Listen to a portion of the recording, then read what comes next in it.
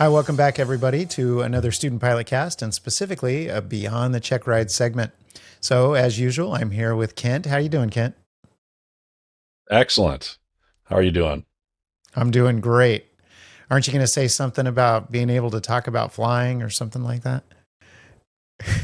Oh, I can't even remember what the line was. It's been so long since we recorded. So, excellent. Glad to have you with us. And so, we're going to be talking today about what we do beyond our check ride to continue to expand our capabilities or expand our personal minimums.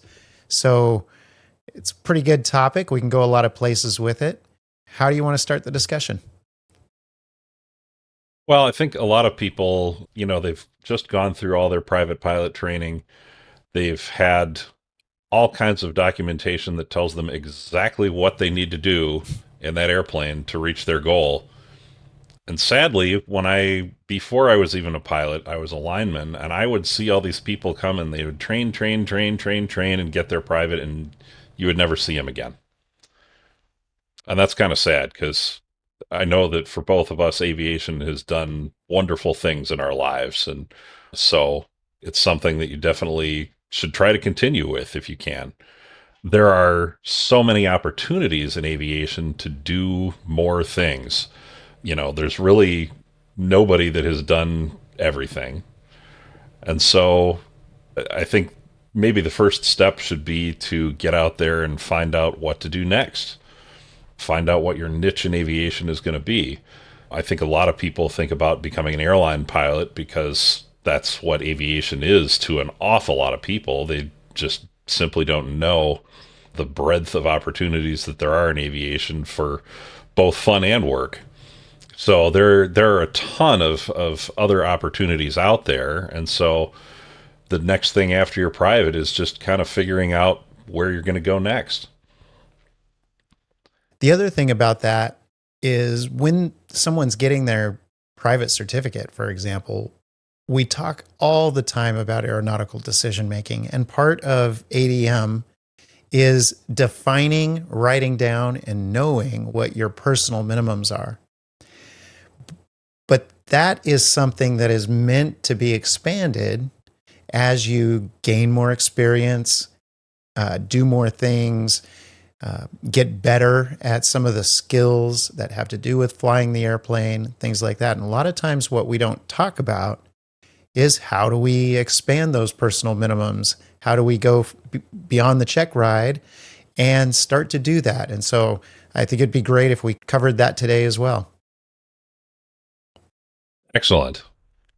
Yeah, it's all about Awesome. expanding your flying skills safely. Yes, doing it safely. So Because something, yeah, you're right. When you like the day before your check ride, you have those personal minimums are kind of written out for you by your flight instructor as your solo minimums, yeah, and you're allowed to that's right. do, what solo minimums do you give people? Generally, some of the basic ones would be never flying in more than, 15 knots of wind and never flying in more than, say, an 8-knot crosswind until you get better and better at it as far Yeah. as landing goes. Of course, then there's minimums around, and this is actually a funny one to talk about. There's minimums around visibility and things like that too, because as we know, in most of the airspaces we fly in, 3 miles of visibility is pretty much legal with a few exceptions.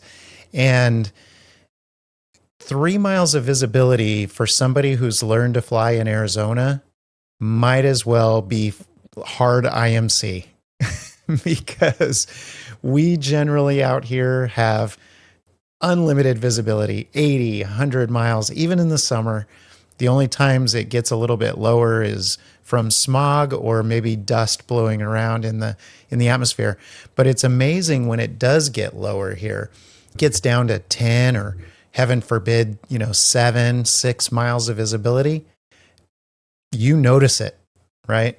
And so I wouldn't ever want one of my students to fly in anything less than, say, 6 or 7 miles of visibility because they've really had no experience doing it. And finding an airport and kind of understanding where you're at when you can only see straight down, at least compared to the way we normally can see out here, with all of the terrain we have around us and all of those sorts of things, it can be a big deal. Now, you talk to somebody who flies in the Midwest, like you do a lot, Kent, and 7, 8 miles of visibility in the summer, that's just, a Tuesday, So, It's usually 10, but it's usually not that much more. The right, automated right. weather observing systems and the ATIS are never going to tell you more than 10.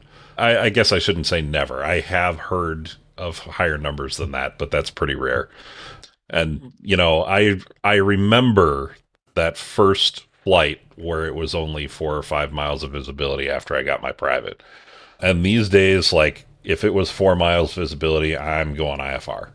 Yeah. There's Yeah. Yeah. it's That's really too not close very anyway. much. Yeah. Yeah. You Yeah. cover that distance, especially if you're talking about traffic opposite direction, that closing distance is going to happen real fast. So yeah, Yeah. that type of thing, it's kind of funny because of where we fly is a little bit different. Of course, you've flown in all sorts of places all over the U.S., but where we live is sort of different, and so those are going to affect your personal minimums, of course. Absolutely. And here in Wisconsin, it is different depending on the time of year. In the summer when it's really humid, you're not going to get a whole lot more than 10 miles. In the winter, I can take off and see 100, It's like 150 miles. Arizona, exactly. Right, right. It gets really Yeah, dry in the winter, and so that dry air gives you really good visibility. yeah. Speaking of which, I was on I'm going on a story tangent. I was on a training flight with one of my students a couple of months ago. And speaking of increasing your personal minimums or expanding that envelope, we went out specifically because it was a very windy day. And we were going to work on her ground reference maneuvers because it was going to be pretty challenging. And so we both thought, hey, this is a good opportunity to do something that's going to be very challenging so that when you do it on your check ride or, in less undesirable conditions, it's going to feel real easy. And so we went out and did that, turned around to head back towards the airport, and we realized that the whole east part of the valley had been kind of engulfed in dust because of all the wind. And so again, our visibility probably, it wasn't even close to marginal VFR. It was probably about 6, 8 miles, something like that. But for us, out here and for this private student who had never flown in conditions like that, she just immediately went, I have no idea where the airport is. you know, Yeah. all of the landmarks that I normally use, I can't see. And so we kind of came back and asked for a low approach so that we could get our bearings, because that's how different it is when you can normally see 80 miles or basically unlimited. And now all of a sudden you can't see much. So we came in, did a low approach. Of course, nobody was flying anymore. So there wasn't a lot of traffic. And they were like, sure, go ahead, no problem, whatever you need. So we did a low approach, stayed in the pattern, and then came back down to land. And that was a great experience for her, not only for the ground reference, but to get to see in a safe way, with an instructor on board, what it's like when your visibility starts to go to crap. And so that's kind of what we're talking about, right? Yeah. So it's really about, pushing that envelope, but doing it in a safe way. So I know with all your experience, Kent, what does it mean to be able to push the envelope, but do it safely? Well, the way I always like to say it is to become a better pilot, you have to push your envelope and you have to expand your envelope, but only do it one corner at a time. Mm. So, something like you were doing with your student there, being in the local area and working with the same controllers you've got normally and flying the same airplane, you still had a situation that if she hadn't been with you could have been potentially dangerous for her. Mm-hmm. Now imagine if she had already had her private, was not up with an instructor, was maybe had traveled somewhere and was flying an unfamiliar airplane and talking with different controllers, and all of those things kind of contribute to potentially overwhelming the pilot and getting him into an even more unsafe situation. One example that I thought of is, I went out to the West Coast. This is quite a while ago, but just had a situation where I had the luxury of both time and money at the same time, which is incredibly rare. And there was a family reunion happening out in Oregon, and I had decided I was going to fly out to it. And it was just kind of an epic adventure. But I did it in an airplane that I, it was one of those few airplanes that I don't fly, I wear. Yeah. Yeah. An airplane that feels so natural to me that it's like it's part of my body. And I think really I've only had two airplanes that I've gotten to that point with. I did take a mountain flying course on the way out there as well, so we'll definitely talk about that a little bit. But, to some extent, I was trying to minimize those variables. It was also, I took the trip in a 182 and I was solo. So even though it was late summer and hot, high density altitude in some places, I had performance to spare because I was still several 100 pounds under gross. I, not long after that, somebody I know was going to take a similar trip from the Midwest to the West Coast in a light sport aircraft they had never flown before, one that allowed them enough useful load to maybe pack a toothbrush to take with them. Something that didn't carry a whole heck of a lot of fuel. There's a lot of space between all the airports out there, and I was just thinking, man, that's too much. And I also thought that they might have been somewhat inspired by the trip I took. And I called them up and said, dude, don't do it. I feel like you're biting off too many new things at once. Being in a new airplane with limited performance in a new environment, going through the mountains, et cetera, et cetera, et cetera. And luckily, he said, "Yeah, I kind of figured that out myself already, so I've already made the decision not to do it." It's kind of what you mean Now, by pushing one corner of the envelope at a time, right? So right, bite off fewer right, things that are going to be different, or pushing your personal minimums rather than doing a whole bunch at once. right. Okay. And you can, if you're bored with flying right now, pick something to get better at. Sometimes we don't think of just going out and practicing something. I know a guy though that kind of kicked me in the butt a little bit. I was in the pattern at an airport where he was based and just kind of trying out a new airplane. And there he is on the crosswind runway in his Cessna 140, doing crosswind practice just to get better at it and to keep his skills up. I went, I should probably do that more often. Yeah. But Yeah. same sort of thing. A lot of times we kind of stop training when we get our certificate and start going places, which is, what we talked about in one of our previous episodes. Everybody wants to go somewhere, and that's awesome. And you learn a ton when you do that. But sometimes you should just go up and practice some things, right? Like you did when you were a student. Absolutely. I'm the kind of person who, when it snows here, I go out for a drive. So I'm a little bit mixed up in the head already, I suppose. But if there's good flyable IMC, I'm gonna go fly. Yes. There's no substitute for actual. In fact, when you were talking about Arizona flight conditions, there's an awful lot of people up in this part of the world who think it is absolutely crazy that it's possible to get an instrument rating without ever having seen the inside of a cloud. Yes. Yes. I did it. But you guys don't see clouds at all very much down there. So, and when we do, it's, towering cumulonimbus, and you don't want to be anywhere near it anyway.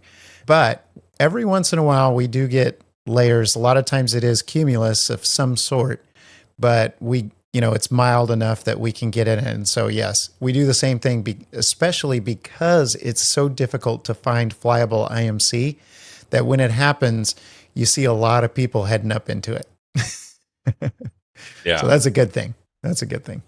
absolutely. So when you see conditions that are closer to the edges of your envelope, that's the time to go fly and to go practice. And, let's say you have decided that your personal minimum for crosswinds is, no more than 10 knots of crosswind, and maybe there's 12 today. Well, when's the last time you flew in 10? Was it Yep. last week, last month, or was it 2 years ago? And so that should tell you whether that's okay to push that corner of your envelope. I think I'm to the point where I've had a direct crosswind gusting to 35 knots. Um, Mhm. would I go out and do that today? Yeah, maybe not, because I'm.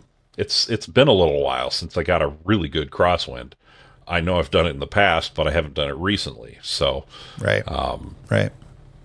you definitely want to at least think about that. You don't And if you feel necessarily like have to it's, have done it last week, but be proficient in something yeah. before you push it.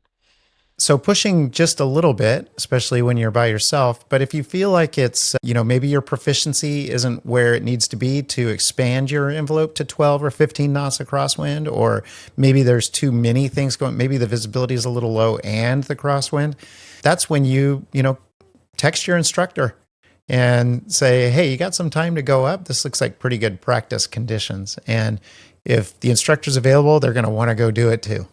So, Absolutely. yeah, get somebody there I am helping you reminded that's of a more time that there experienced. were And some really horrendous winds and somebody had a lesson scheduled and they were sure they could handle it. And it's a good thing they were with their instructor, because, yeah, it was far enough beyond what they were actually proficient at that the instructor had to get them back on the ground. But, those yeah, are great opportunities as well. even with private students who aren't beyond the check ride yet, those types of opportunities are pure gold. And I just had this experience last week with a barely post solo student of mine who we were going up to help her get familiar with the practice area because next she's going to be soloing to the practice area. And we had a dual lesson planned and it got really windy. It was, direct crosswind, gusting about 20, but we weren't really spending a ton of time in the pattern.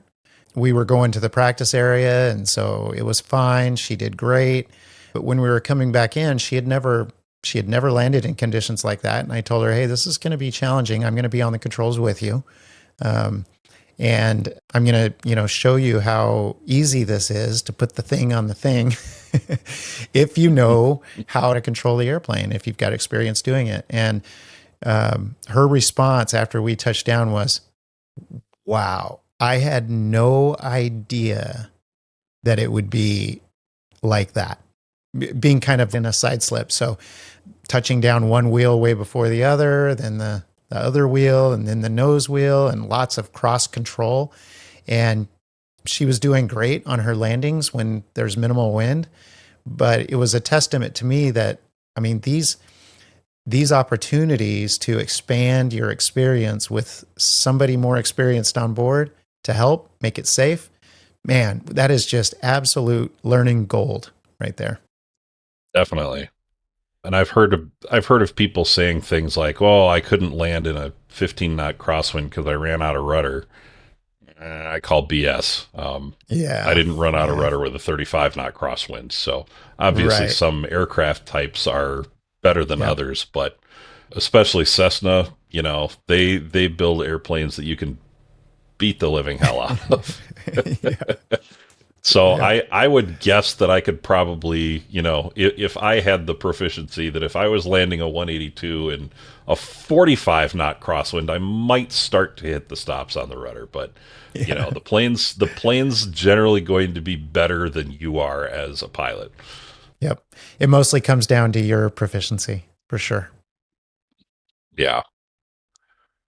So I alluded to it a little bit ago, but there are also times where you don't want to call your own flight instructor. You want to go and get somebody who's a Mm, specialist in something.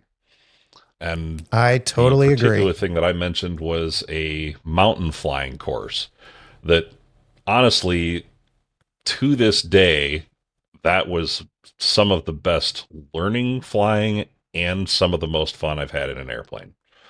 I do have to give props here. It was Lori McCall's team up at Mountain Canyon Flying in McCall, Idaho.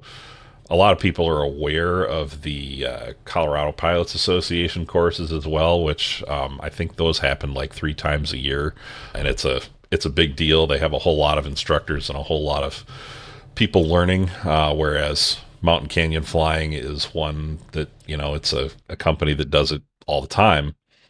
But one of the things that I really appreciated about that course up in McCall is they have an area up there called the Frank Church River of No Return Wilderness Area. And there are a ton of these cool little Forest Service strips around there that are just really, really cool. Check out Johnson Creek if you get a chance. I think it's 3 Uniform 2. Really great little place where you can camp, and the mountains around there are just beautiful, and you really do have to fly right around them to get in there. But there's some really, really neat stuff that you can get to in the back country. And so that course up there, being able to actually fly into the mountains as well as just around them, was just super cool. So that's one example of getting Yeah, that's specialist instruction. definitely specialty instruction right there. You want somebody who's really adept at teaching that. Absolutely. Aerobatics, of course, is another one, Hmm. where these are things that are maybe more obvious than some others, but going and getting some specialty flight instruction is just a great way to have some fun and to learn a whole lot about flying in a short period of time. And doing these things makes you a better pilot overall as well. With a mountain flying course, you learn a lot about not only density, altitude, but just how air currents fly around objects and that sort of thing. I can probably better predict now when it's going to be turbulent near downtown Chicago because I learned about what causes turbulence in the mountains. Mountains, Buildings. skyscrapers, whatever. The air doesn't know the Exactly. difference. So, Yeah, Kent, I don't even think I've had a chance to tell you this, but at the beginning of this year, I actually took an aerobatics lesson, which was pretty dang very cool, cool. and an extra 300. Yeah. Oh, nice.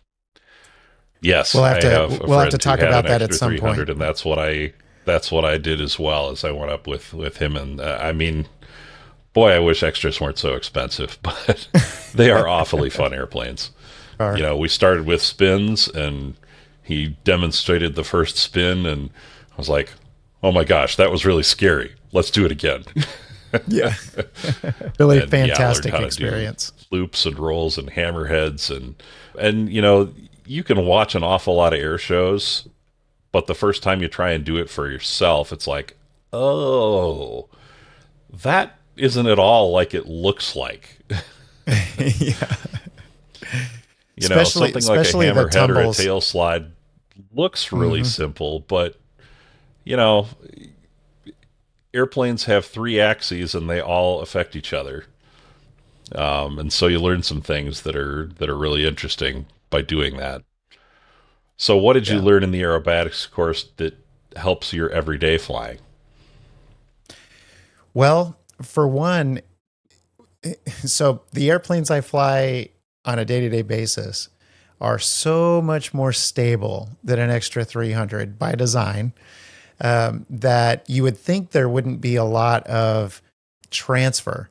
And in some ways, there aren't. But what you get is this ability to experience a truly maneuverable airplane and to see what's capable with the 3 primary flight controls being able to manipulate an airplane around those axes in a way that, and at a speed that you've just never experienced before.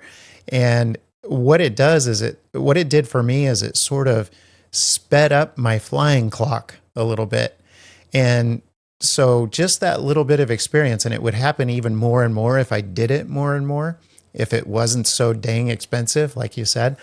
But it sort of speeds up your clock a little bit so that when you start to see things get out of whack in a more stable training airplane, you recognize it earlier and you're able to correct it earlier in a smoother manner. I'm telling my students this all the time. Like, catching something early is key, because then the correction doesn't even feel like a correction to your passenger. You know, it's just a slight change. And I think that's one of the things that the aerobatic training did for me, along with it just being an absolute blast of a time, being able to tumble around in an airplane.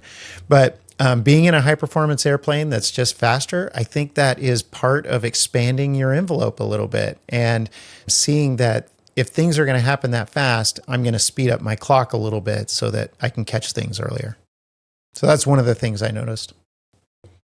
Yeah, that's a great point. And you don't need an aerobatics course to do that, you know? Go Yeah, get just a yourself a high Mooney. performance checkout or complex or something. Just get into a faster airplane. And I That's mean, right. honestly, what made the Mooney a relatively easy transition for me was that I wasn't flying trainers before that. I was flying Yeah, you were flying stuff a like the 182. 182 and the DA40. So I was used to the 135, 140 knot speed range by that point. And so jumping up to 170 was not that big of a deal. Whereas if I was Mm-hmm. coming from something like a 172, it might have been more of a big deal. So yeah, that definitely helps. And honestly, I think you get to a point where, I didn't necessarily feel like the TBM was even that much faster. Mm. If you think about it in terms of percentages, yeah, it's faster at cruise, but once you get down into the approach regime, it's not that much faster than the Mooney even. And so I feel like once you speed that clock up, even in something that's 170 knots, well, that gets you used to thinking in the right way that when you jump into something that's 300 knots, it's not as big of a deal as it otherwise would be. Yeah. You Yeah. know, Interesting. if you can stay well ahead of a 170 knot airplane, you can probably stay with a 300 knot airplane and then work your way up from there. Especially when you figure out descent calculations. That's the important one on those things. Right. That's the big thing. And, when you're flying a fast airplane in the flight levels, well, you just have to plan your descent. Your the number of miles out you are when you start your descent is going to be a lot higher, but Sometimes you're in the a descent different lasts a state. lot longer. Right, absolutely. Coming back into Milwaukee Yeah. here, you always cross a fixed southwest of Chicago at 24,000 feet. So if you start at 31, you're somewhere down in central Illinois when you start your descent. And honestly, I started figuring out how to plan descents when I was flying the 182. Well, yeah. It's not quite like a 172 where it's like, oh, there's the airport, let me pull the throttle and it'll just go right Yeah. down. Yeah. Um, so yeah, Very there's cool. so many different opportunities to expand your envelope in many different ways, and they're all Yeah. fun. And one of those, yeah, they're all fun. It's all flying, right? It's all a great experience. And one of the things we talk about all the time in flying, risk management, right, is having an out. You have to be able to anticipate what are the risks and what are the ways that I'm going to either avoid those risks or mitigate them or handle them if they turn into an issue, right? So, one of those ways we've talked about, well, several of them we've talked about, like taking a specialty instructor, doing a course, taking your instructor with you when you're slightly expanding those envelopes. But, we can do these things ourselves as well, solo. When we're on cross countries, we're going to be expanding some of our envelopes because, like we've talked about before, you're going to run into situations where you haven't specifically trained for that situation. And so you're going to have to use some judgment and you're going to have to handle the situation as pilot in command. And in doing so, you've just added to your quiver an arrow that you know how to handle that in the future, or you might learn from handling it badly the first time you did it, right? But while we're doing that, we always try and have these outs.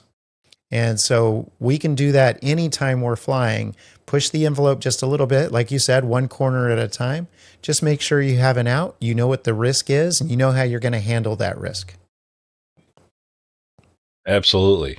If you're doing crosswind practice at a single runway airport and it's at or above your current personal minimums and you're trying to expand that part of your envelope, don't make yourself force it there.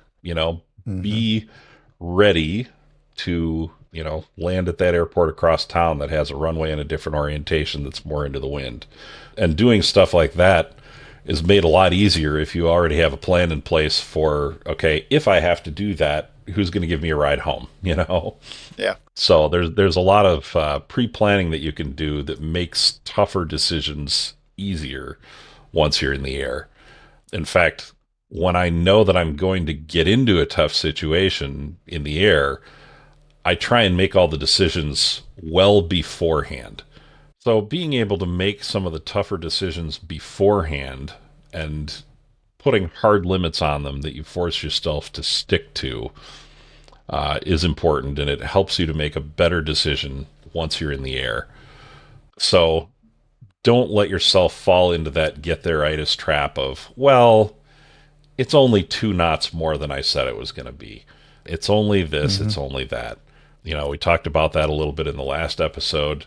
And in fact, now I'm thinking of another instance, and it's back to fuel again, where I had flown down for a pumpkin bombing session with a couple of friends, and we were Of flying course. back late at night.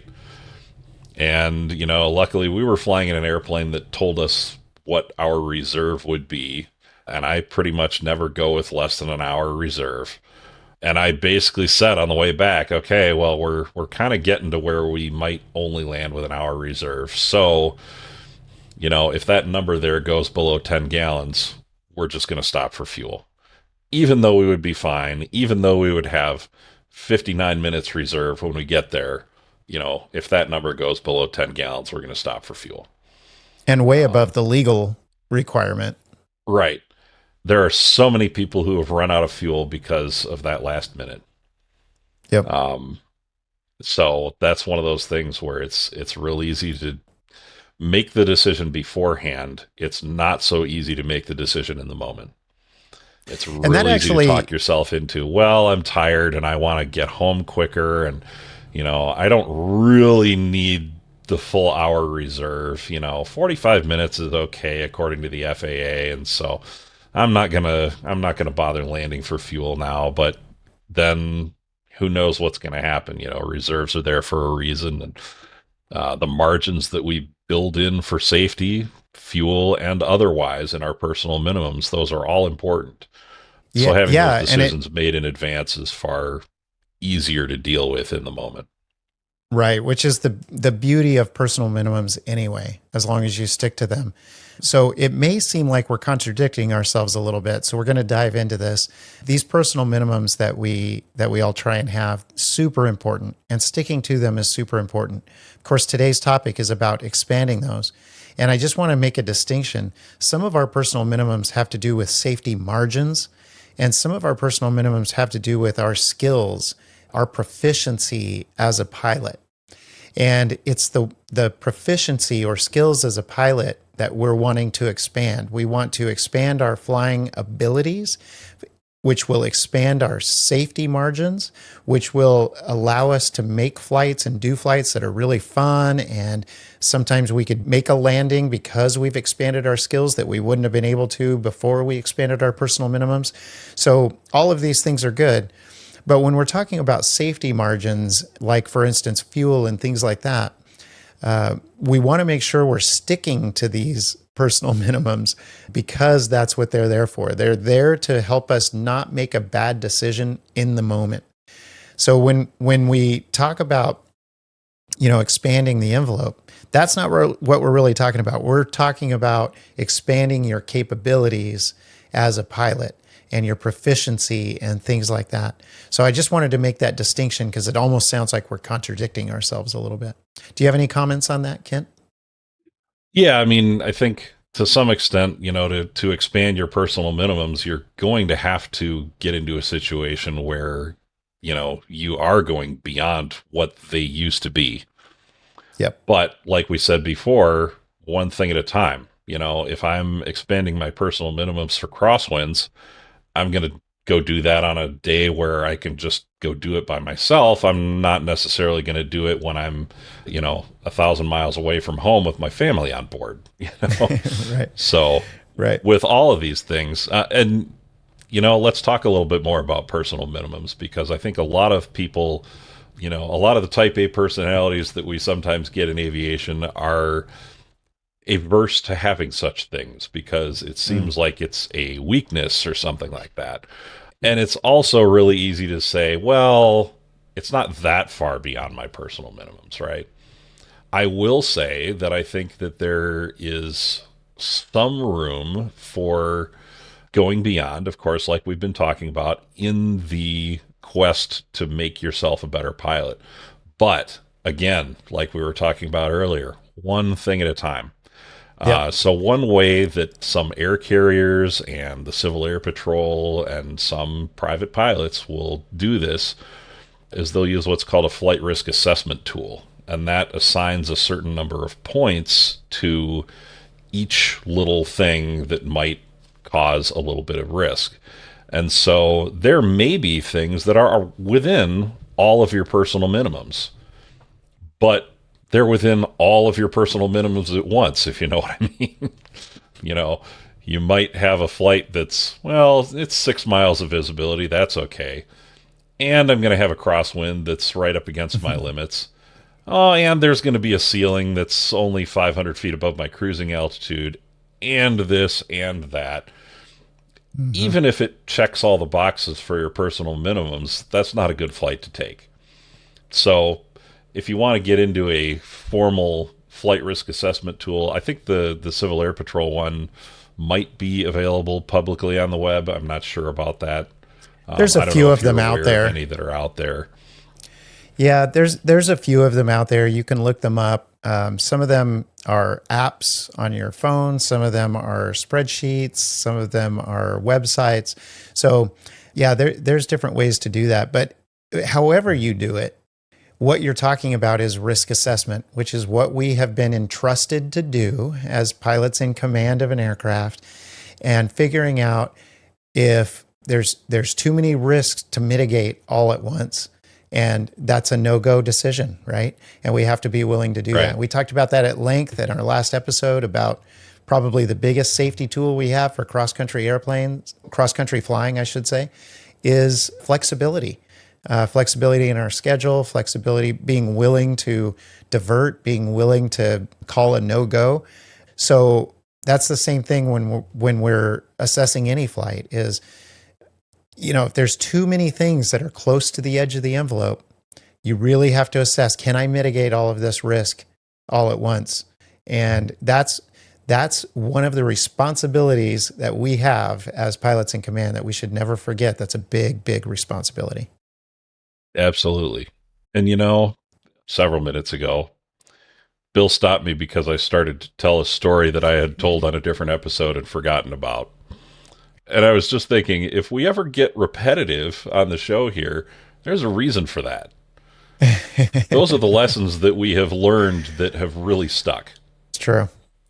and so those are the most important things to listen to are those things that keep coming up again and again when we're talking about safety is, they come up many times for many reasons, and Yeah, those are the that's true. things that are really important. That's true. And you know what? If you hear Bill say something and then I say it and then some flight instructor at your airport says it, there's a reason for that. So, That is true. So kind of the bottom line here is we need to find safe ways to expose ourselves to situations that are beyond our comfort level or beyond our current minimums. And as we get exposed to those situations in a safe manner where we have our outs, we have our risk mitigation in place, then they're going to become less risky for us. They're going to become less dangerous and less scary. And that's what we want to do as we expand our envelope, as we expand our capabilities and become more and more proficient. And so what we've talked about today is just a few ways that you can do that. And I'm sure you can think of dozens of other ways that you can do that as well. It's funny, I've had a couple of students who started flight training and realized that they were really susceptible to air sickness. And so it was disappointing to them to realize that, hey, I really want to do this thing that I've always wanted to do. And here I am suffering. My body is not happy with me doing it. And I've told them, because I've seen it happen multiple times, I've told them, hey, the only way to get through it is exposure, right? If you want to get over this, you probably can. There might be a few people who can't, but most people can. And it's really about being exposed to this thing your body doesn't want you doing until it accepts the fact that, hey, this is my new normal. And that's really what we're talking. And it works. It's worked every time so far with my students. And it works for other things too. You just expose yourself. This is exposure therapy to situations in flying that could be potentially risky or dangerous until we get proficient at handling them. And then we can move on to things that go even further. Absolutely. And one more thing I wanted to mention, and you may have some others, Kent, but one more thing I wanted to mention because I think it's a cool program, but there's the Wings program from the FAA. But one of the things I like about it is that these are experiences. Everybody knows we have to do a flight review every 24 calendar months, right? But that's the bare minimum. And what we've been talking about today is use opportunities to go practice. Use opportunities to take a flight instructor, take a course, get an additional rating, whatever it takes to expose yourself to more experiences, more opportunities to learn. And one of the things that does that is the Wings program, because there are different levels that, or phases they call them, that you can participate in. And as you do them, it gives you opportunities to expose yourself not only to classroom learning, which is part of the program, but also getting out with an instructor and doing some practice together. And those are great opportunities to expand, push that envelope one corner at a time. I really like Kent's analogy there. You're pushing one corner at a time. And the things that you do as part of these phases in Wings, I believe they only last for a year. So it's half the time that we have to do our flight reviews, right? And so I just love this idea of continual learning, continually pushing one corner of the envelope at a time and expanding our abilities, expanding our capabilities in flying. So that's one thing I wanted to mention, is that the Wings program can be a good way beyond the check ride to continually learn and take care of your flight reviews at the same time, but do them over time instead of doing them once every 2 years.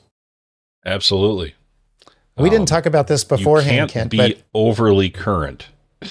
Yes, exactly. Or overly proficient. It's for that okay matter. to get an instrument proficiency check every 6 months. I know a lot of people who do that. You know, you'll get more out of it than you will just going up with a safety pilot or whatever.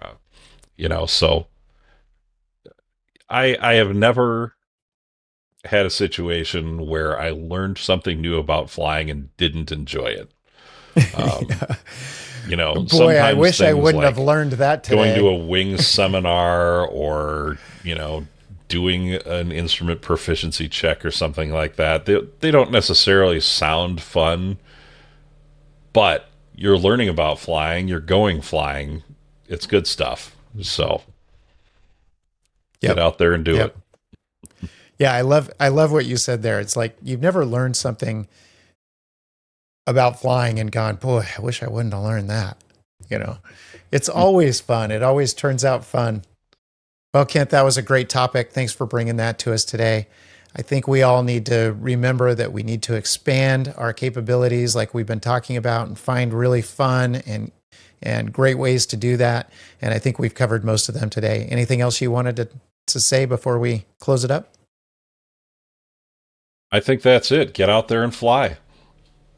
Get out there and fly. I love it. Well, thanks again, and we'll talk soon. All right, we'll see you.